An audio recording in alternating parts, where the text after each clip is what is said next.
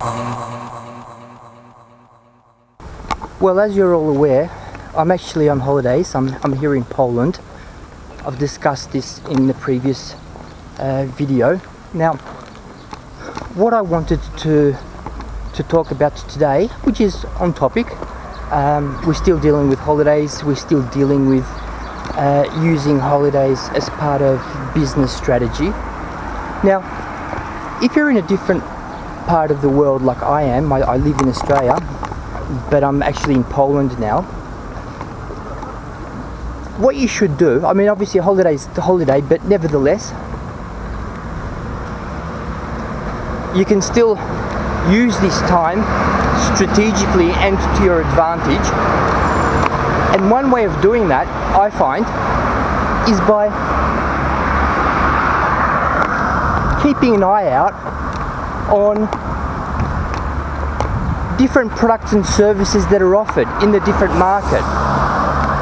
I've travelled a fair bit around the world, and I'll tell you what, there are so many different ideas and products which you can pick up by travelling, which aren't there in your own market, that I know that more than one business has been established by people travelling and coming back home and then thinking, wow, you know, what I used there on my holiday, or the products I've seen, you know, this is something that is lacking in the home market. And so what they did, they, you know, began to import these products, or they began to produce their own, or they began to provide services in a particular way which has been provided in the overseas place where they were.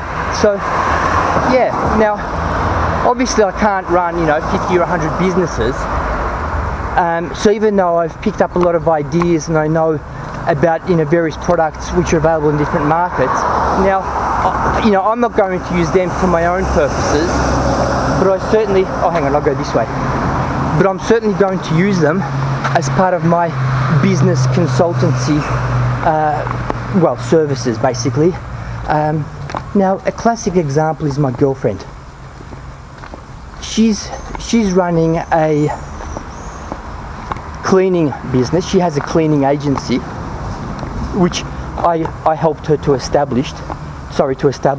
Now, as much as I love her, look, her family, well, isn't wealthy. I'll just say that conservatively, nicely. She doesn't come from a wealthy background. She hasn't got the highest of educations. In fact, she was working up until the age of 26. She was working in a supermarket. I mean, she had absolutely no future. There was no future in it at all. Now, she's in Poland. She's from Poland. She lives in Poland. You know, I met her, and you know, she's my girlfriend, whatever. And I know how popular cleaning is, like in say in a country like Australia, and in most Western countries, extremely popular. You know, people are quite wealthy, people are quite well off, and for them, time, you know, they're financially they might not be poor, but they're often time poor. So cleaning is a very popular service.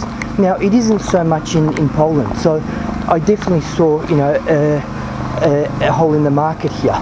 So although she didn't have any money, like literally, well, I mean, she might have had the equivalent of $200 saved up.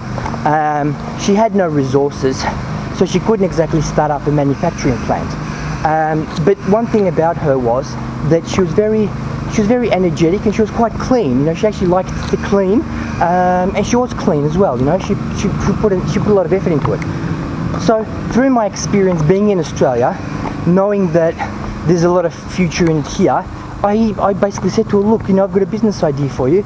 It's not going to cost much to establish. It's going to be very popular over time here. So if you can get your foot in the door early, if you can grow your business, you can actually have a pretty dominant position. So instinctively, you know, like with all women, you know, the answer is no. The first thing is no. I mean, you don't even ask them the question, you don't even finish your sentence, and it's already no. But you know, after a while, I mean, yeah, I had to sort of, you know, yell a little bit for her to become more reasonable.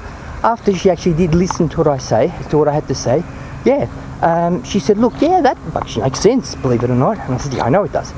So there we go. That was the beginning. So she started, her business, which was a cleaning business. Now, obviously, I helped her from start to finish. Right from the actual concept to the pricing to the services and so forth. I mean, I basically was there. And now she's running she no longer works in the supermarket. She employs a number of people. So she's actually making quite a bit of money now, actually.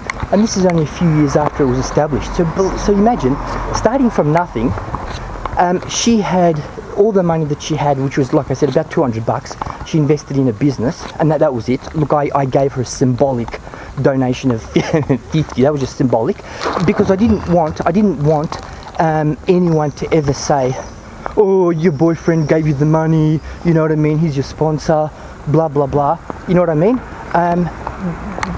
She basically did it all herself. I mean, yeah, I was certainly there for her, I was her support, and obviously not many people have that kind of support, and that was enough. I feel that was more than enough. So as you can see, I use my experience in Australia, knowing what the future holds in terms of that particular business, that particular industry, and I just applied it here. Even though I'm not an expert in, well, I am now, but I wasn't at that stage. I wasn't an expert in cleaning businesses nor in cleaning equipment. I certainly did my research, and I pretty much duplicated the methods they use in Australia, which are very innovative when it comes to the methods they use here. So she's, look, she has competition. Well, someone might say, well, does she have competition? Well, I call it pseudo competition. Yes, there are other businesses in her area that also provide the services, but these guys are just, they're just amateurs, really. Compared to her, they're just amateurs. I'm serious.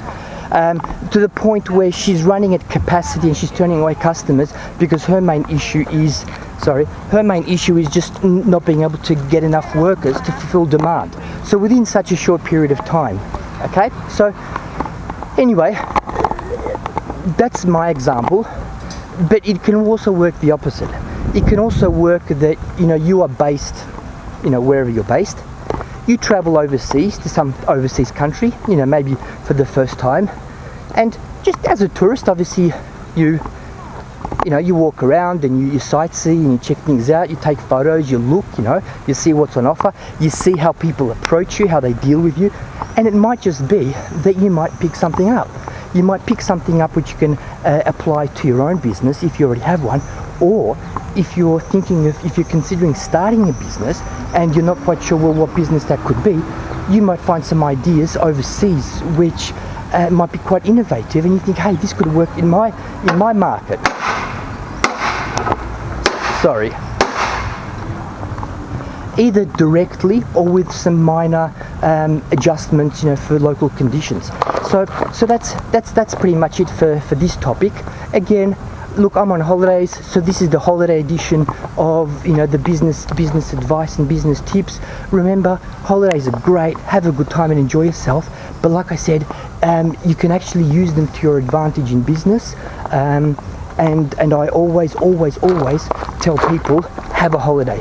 Have a holiday, 2 or 3 weeks, get away, and treat it as an investment, not as an expenditure, because as I said to you in the last thing, not only does it help you to recharge your batteries, does it make you think clearer, does it allow you to take a bigger perspective on your operations and help you to make plans for the next period. But as I said, this time around, it can also enable you to get some new ideas which you can adapt to your market, which you can perhaps even establish in your own market, and will make lots of money and have lots of fun. So that's it.